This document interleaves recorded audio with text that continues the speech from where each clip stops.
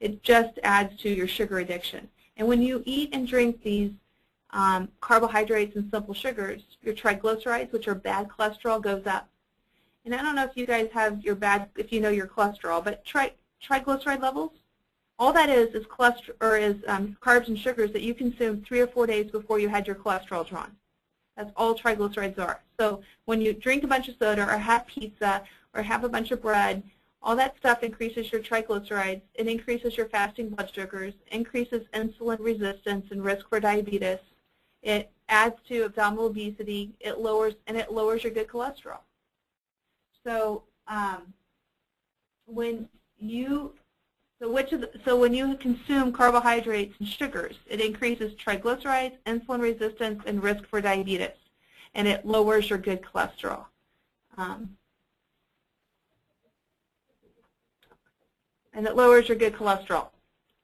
So and that's going to be one of your questions as well. What does carbohydrates and simple sugars raise? So again, we need to retrain our brain. And in fact, when I have patients that come into the wellness center to see me, and if their triglycerides are elevated, my technician knows to keep their blood tubes and hand them to me, and then I just tape it to my computer. And once I'm done consulting with the patient, I actually show them their blood tubes with a lot of carbohydrates and sugars. And so this is a patient's blood tube, and there's 3 of them here. And if you can see my pointer, the blood tube starts down here and it goes all the way to the top, and all of this is the patient's blood. And all of this is the patient's blood. So the triglycerides and the simple carbs and sugars is the white on top, and that's the fat that's in the blood tube. Again, here's the blood tube from here to here. This part down here is the actual tube, but the blood starts here, and you can see all of this is the patient's blood, and all this whitish color stuff is the fat, the triglycerides, and the carbs and sugars. And actually, it's kind of twisted here, and at the end of the visit, I could just turn this upside down, and it just kind of was solid. It kind of went sunk. So when I'm talking about this, so this is what's being pushed through the patient's arteries in their heart, but it's also what's being pushed through the little arteries and vessels in our brain. So, dementia kind of occurs the same way as when you have blockages in your brain arteries and vessels. So this is what's being pushed through there. These arteries and vessels are craving antioxidants, so things that get rid of free radicals and where they don't have to, where it's healthy for the artery wall and they don't have to work to push it through. Instead, this is a bunch of fat that the body's having to push through. So we really do need to get rid of simple carbs and simple sugars in our diet. And in fact, when we eat a bunch of stuff with simple carbohydrates, our sugar levels spike, and as it spikes, it's inflammation and disease to your artery walls, all your arteries. And it comes down, and your sugar comes down, and it's trying to heal, and then we're often on to our next inflammation disease or sugar spike. So we really don't want the sugar to spike. We kind of want to keep it neutral all day long. So tip number 1 is to remove simple carbs and sugars in your diet. Okay. Tip number 2 is to stop eating grains. So I know this kind of floors some people, but I will tell you that wheat bread, a piece of wheat bread, will break down quicker to sugar than a Snickers bar. So a piece of wheat bread will break down to sugar quicker than a Snickers bar. What happens over the years, we've actually changed the actual seed, the wheat seed itself. It's a hybrid seed. It's no longer the same seed in the 1930s, 1950s. In fact, we have 30% more carbohydrates in that seed. And so basically, we're eating a bunch of sugar. And we kind of do this crazy thing in America where it looks like, white bread's bad, so have wheat bread. Well, they both break down to sugar. Okay? Ice cream's bad, so have yogurt. Now, there's the Greek yogurt, plain Greek yogurt. It's the only yogurt we say is okay. But the rest breaks down to sugar. So it's almost like saying unfiltered cigarettes are bad, so smoke filtered. We wouldn't do that, would we?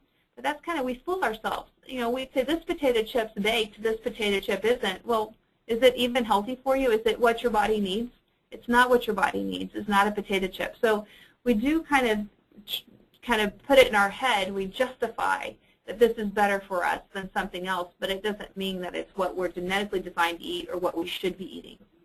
If you'd like to learn more about how wheat bread breaks down to carbs and sugars, or wheat itself, and you'd like to learn, because wheat and carbs and sugars, they're inflammatory.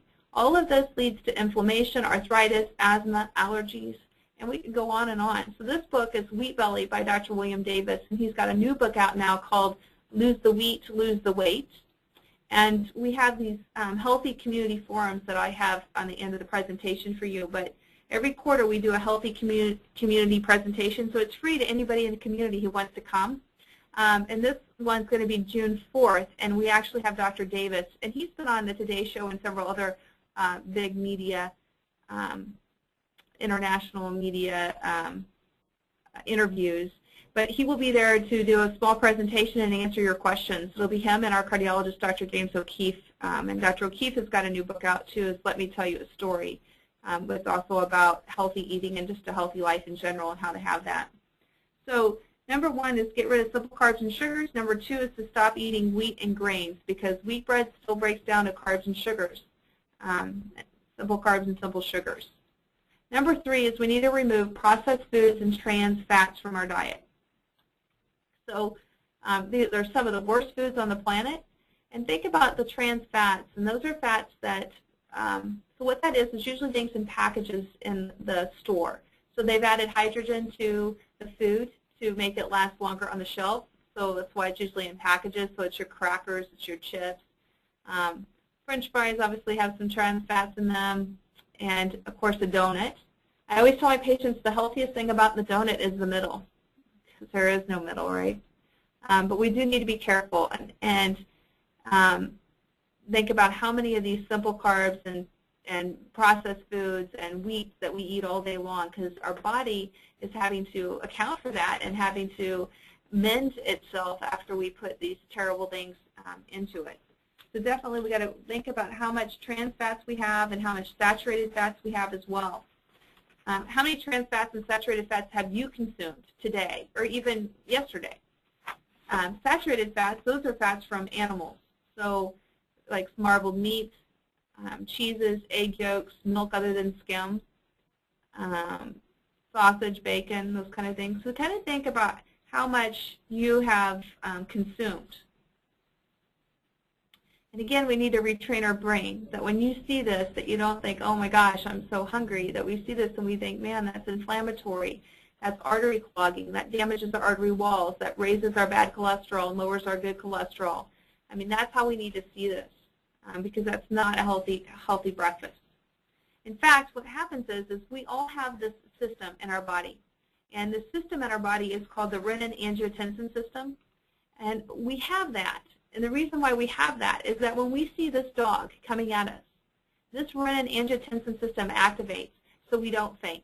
It restores our volume, it gives us vascular integrity, it raises our blood pressure, constricts the arteries so we don't faint, so we can either stand up and fight this dog off or run like heck to get away from it.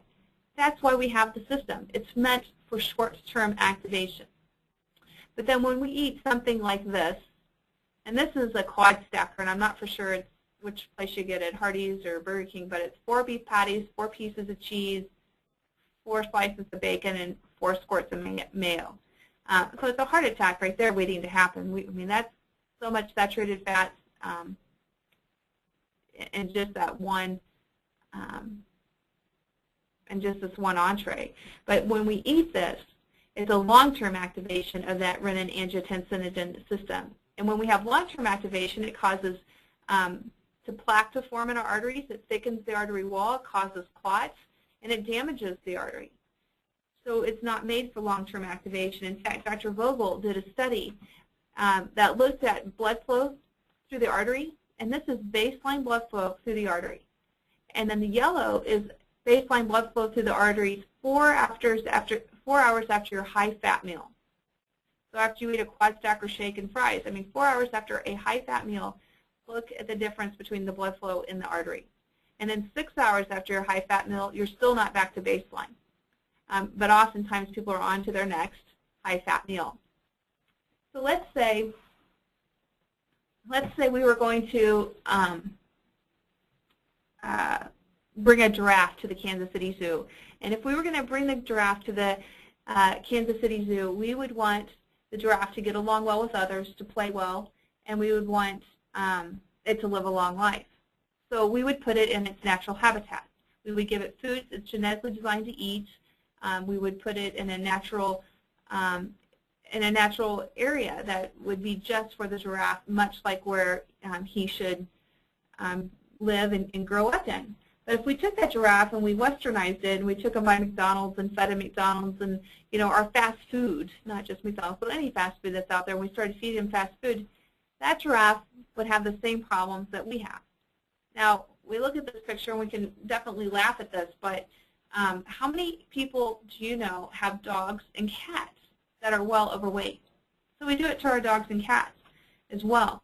But it's really simple. We need to eat what we're genetically designed to eat, as we should feed our animals what they're genetically designed to eat. So tip number 1 is to decrease simple carbs and sugars in their diet. Tip number 2 is to stop eating grains. Tip number 3 is to remove processed foods and trans fats from your diet. And then tip number 4 for weight loss is to avoid drinking your calories. When we drink our calories, we're still just as hungry. We still eat just as much. And I have to be really careful when I see patients and I ask them what they had for breakfast. And oftentimes they'll say coffee when really they had something, you know, like this. So this is really a milkshake in the morning. Having a latte with whipped cream and chocolate syrup and whole milk is loaded with carbs and sugars, and it's you start your day off with just a bunch of simple carbs and sugars. A lot of people will say, well, Becky, what should I drink? What we recommend people drink is water, tea, and these are unsweetened, obviously. So water, tea, coffee, skim milk, and even low-sodium vegetable juice. I mean, that should be your sources of fluid throughout the day. Water, tea, coffee, skim milk, and low-sodium V8 juice. We already talked about fruit juices. But what do you think? What do you think I think about artificial sweeteners or diet drinks? Artificial sweeteners, such as, I'm going to ask you first of all to think about artificial sweeteners: Equal, Splenda, Sweet and Low, Truvia, Stevia, all the ones that are out. Did the world get smaller when those came out, or did the world get bigger? So as a nation, we're getting bigger. What those do in diet drinks, it keeps us addicted to the taste. So whether we have a diet drink, you know, every couple hours, we're still going to want something sweet. We want to feed the addictions, whether we put a peppermint in our mouth, a piece of popcorn, M&Ms, a candy bar, have a bag of chips, whatever it is, we're trying to still feed the addiction. So it doesn't get us off the addiction. So diet drinks and artificial sweeteners actually do not help us to lose weight. So you should drink water, tea, coffee, skim milk, and low-sodium V8 juice. Diet drinks and artificial sweeteners are not healthy for you. And tip number 5 is, and I have a lot of people ask me, well, what should I eat? Basically, I make it really simple. When you look at your plate, we make it really simple. When you look at your plate for each meal, you should have a lean protein and at least 2 colors, fruits and vegetables. And I will add, the more color on your plate, the better. So lean protein and fruits and vegetables. And so let's get some ideas of lean proteins. Lean proteins can be healthy nuts, so nuts from trees, tree nuts like walnuts, almonds, pecans, Brazil nuts. Obviously, turkey, chicken, and fish are leaner cuts of protein. But even if you like red meat, you can get red meat that ends in loins or red meat that ends in rounds. Those are usually leaner cuts of meat. So you can do egg whites, natural peanut butter. You can do a whey protein. You can get a whey protein powder and sprinkle it in a shake, or have a whey protein drink. Non-fat cottage cheese. And then if you get the non-fat plain Greek yogurt, all of those are excellent examples of some lean protein. And again, we need to still avoid pastries and sugary foods. On the lean proteins, a lot of people will say, well, what is my serving? How much of this should I have? And I have a friend, and her name is Denise, and she's 5 foot, and I'm 5'10", and we go out to eat about once a quarter. And if we were to order the same meal at the same restaurant, would they bring us the same amount, or would they bring her less because she's 5 foot and me more because I'm 5'10"? the restaurant's going to bring us the same dish. If we ordered the same dish, it'll bring us the same dish with the same amount. Because she would feel cheated if she didn't get as much as I had. So the restaurant is not going to set your portion size for you. So therefore, you need to know your portion before you go into the restaurant, because it doesn't matter if a 70-pound person ordered that meal or if a 250-pound person ordered that meal. The serving size is still going to be the same. So you really need to set your serving size in your head before you go in there, and you need to set your serving size. Now, for protein, we carry the portion size with us. It should be the size of the palm of your hand, and the width of it should be like the second knuckle on your pinky. That should be the width. So always think you should have one lean protein and at least 2 colors, and we need to always rate our plates. Are we loaded with color? And I say that because every